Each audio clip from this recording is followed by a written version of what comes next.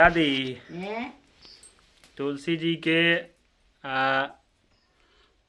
विष्णु भगवान के वहाँ के अवतार के नाम होका जी का नाम होका बे शालिग्राम भगवान के शादी भ रहे ठीक बानू हाँ तो ओकरे रउआ हई मंडप बनल बा। हाँ एते तुलसी माई बानी पापा जी पूरा चूड़ी लठी माला सब चीज के इंतजाम भइल बा। मंडप कितना सुंदर लग रहा है। हई गेट जुड़ाव भइल बा ना दादी हाँ सब पूर्व सब सब में भोला आदमी देखा। हाँ आदमी लेखा हाँ ठीक बा दादी। धान तो हले नहीं खेलिए लावा में दवा दिया। पापा जी धान नहीं खे मंडप देखिए कितना सुंदर लग रहा है। हाँ बेटा हाँ तो बेटा भगवान का मंडप है सुंदर लगेगा नहीं।